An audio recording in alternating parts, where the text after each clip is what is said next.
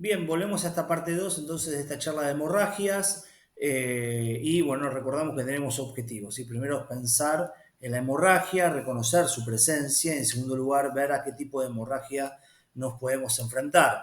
Existen dos tipos de hemorragia. Por un lado, tipo de hemorragia interna, que es como se puede ver en pantalla. Exagera un poquito la pantalla, pero no exagera nada. En realidad es como bastante fuerte la imagen, quiero decir. Por otro lado, la hemorragia externa, ¿sí? Si es interna, vamos a ver, por ejemplo, en esta imagen se puede ver dónde se está localizada la hemorragia, por ahí el volumen sanguíneo, la hinchazón, el hematoma, noción y muestra de la hemorragia a la que nos estamos enfrentando.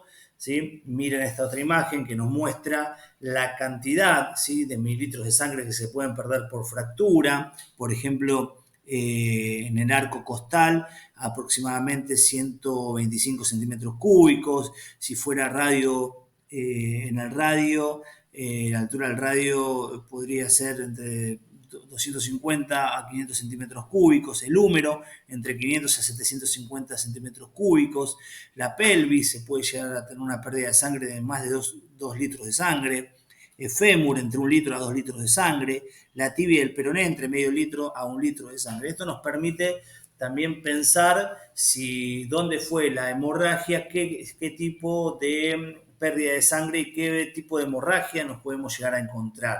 Hablando de la fase 1, 2, 3 o 4 de la hemorragia.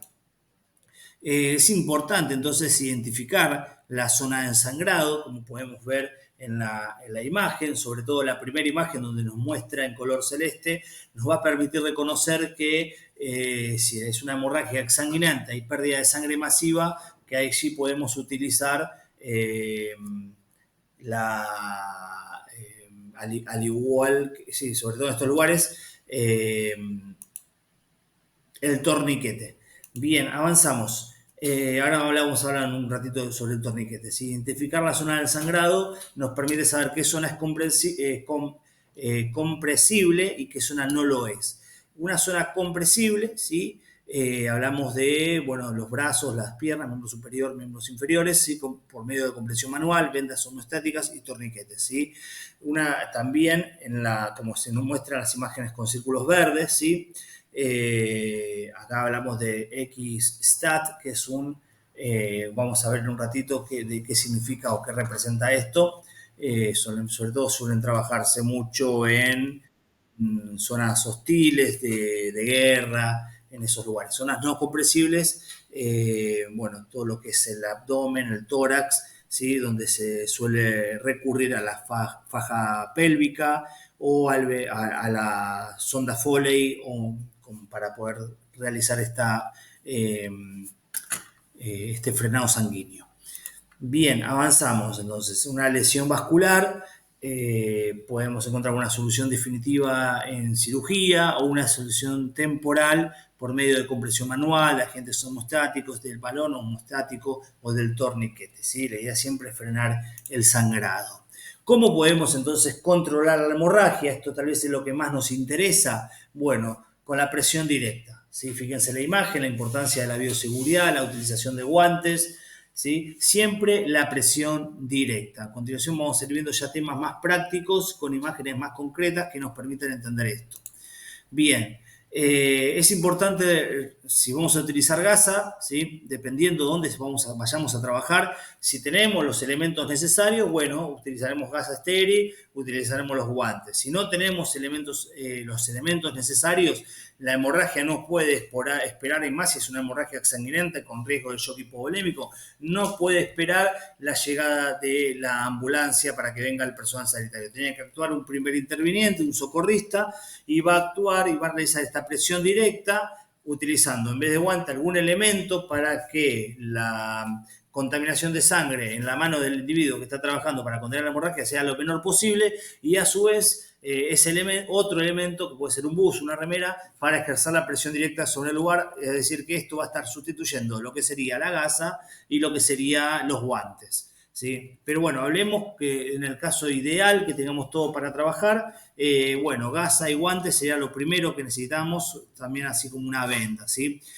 Importante, recordar que la gasa no se retira. Si se hace, se puede romper el coágulo sanguíneo, que es lo que hace que frene la hemorragia. Y es nuestro propósito principal, conseguir ese coágulo. Si yo le retiro la gasa, si yo llego a trabajar con la hemorragia y le saco el buzo para poner una gasa, estoy rompiendo, ¿sí? Ese coágulo. O sea, lo más importante es contener la hemorragia e ir al lugar más seguro para poder trabajar.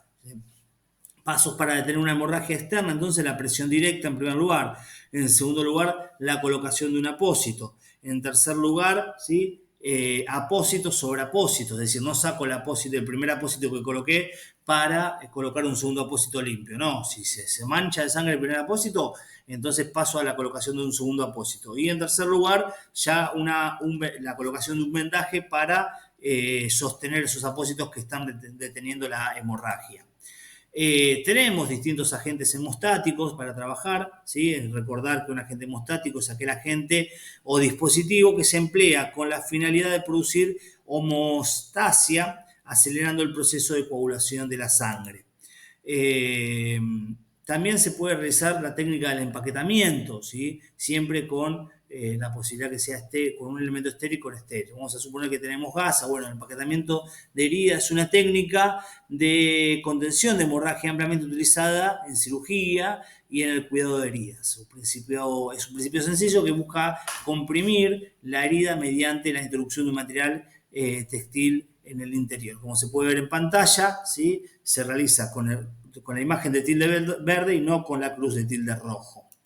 Se limpia la herida si existe un exceso de sangre, es conveniente, en tanto y cuanto tenga el material para poder hacerlo, ¿sí? Se coloca el vendaje dentro de la herida, hacemos compresión con el agente hemostático y vendamos. Esto que hoy le contaba, que es la X-Stat, no muy conocida, ¿sí? Es una jeringa con agentes hemostáticos que lo que se hace, como se puede ver en pantalla, es introducirse en el orificio para rellenar ese orificio con este material y realizar la contención de la hemorragia. Acá podemos ver cómo lo están utilizando estos soldados en un campo de batalla, ¿sí? Son imágenes que el PHTLS nos presenta de lo que fue la guerra en Irak. Bueno, el control hemorrágico con sonda Foley, ¿sí? Es otra posibilidad, otro mecanismo para poder trabajar y contener la hemorragia. Y el torniquete, que es de más fácil alcance para el cotidiano de las personas, ¿sí? Un primer interviniente, un primer socorrista lo puede utilizar, así como también realizar la presión directa en el control de la hemorragia. Con torniquete siempre se realiza primero la presión directa y después pasamos al torniquete. Bueno, algunas ideas que tenemos que tener del torniquete, bien. Anotar la hora que se inicia el torniquete. Puede durar hasta 2 horas el torniquete. Se pierde el pulso a nivel distal. Si se pierde ese pulso a nivel distal, quiere decir que el torniquete está bien colocado. Nunca hay que colocarlo en los pliegues, ¿sí? Hay que usarlo en las extremidades y va a causar dolor, ¿sí? En la imagen podemos ver cómo se coloca el torniquete, la colocación, el giro, ¿sí? Del fierrito que va a generar la presión final para anular el recorrido de sangre de la arteria y la hora de inicio del torniquete. Bien, miren esta imagen que tenemos acá, ¿sí? En solo 3 minutos se puede perder la totalidad de la sangre del cuerpo por medio de una herida exsanguinante en extremidad. Fíjense en el torniquete cómo va avanzando, ¿sí? En la imagen a lo largo del tiempo. En los primeros 120 minutos vamos a ver que hay aumento de dolor, ¿sí? Después de esos 100 minutos la lesión por presión, por compresión y nerviosa muscular temporal. Vamos a ver después daño muscular y nervioso generalizado, y ya podemos tener la pérdida del miembro si esto continúa avanzando. Por eso se recomienda trabajar, ¿sí? En las primeras 2 horas con el torniquete, ¿sí? Las primeras 2 horas es ideal para mantener el miembro intacto y que no haya pérdida neurológica en el miembro. Ya a la hora 3, 4, 5 y 6, la hora 6 ya es la peor de todas. Hay posibilidad de pérdida del miembro. Bien, el torniquete ya no se usa como último recurso, eso es algo que siempre se pensaba, ya no se usa como último recurso y tampoco se recomienda la improvisación del torniquete, ¿sí? Fíjense la imagen que tenemos y cómo nos muestra el PH-TLS que este paciente muere por no tener un torniquete efectivamente aplicado, ¿sí? Y era una muerte evitable. ¿Sí? Me ha pasado a mí estar en un sanatorio, en una guardia médica, y que llegaran a la guardia los personal sanitario con un torniquete improvisado. Lo único que generaba era molestia, dolor, no frenaba el sangrado y encima no tenía la presión directa sobre la zona. Los torniquetes improvisados no sirven, ¿sí? Por eso siempre recomendamos que tengan en su maletín de primeros auxilios, que tengan un torniquete, ¿sí? La presión directa es lo ideal hasta la llegada del torniquete. Bueno, ahí tenemos la imagen del torniquete y la ubicación del torniquete, ¿sí? Siempre para hacerlo de una forma, a través de una regla mnemotécnica, la zona más cercana al corazón, ¿sí? Es decir, las axilas y la entrepierna sería el lugar donde colocaríamos el torniquete para miembros superiores o miembros inferiores. Como les decía al principio, ¿sí? La pérdida masiva de sangre, como se puede ver en esta imagen, es una de las principales muertes en el mundo, ¿sí? Resultado de un traumatismo tal vez, pero es lo que termina llevando a la persona, no el traumatismo, sino la pérdida de sangre.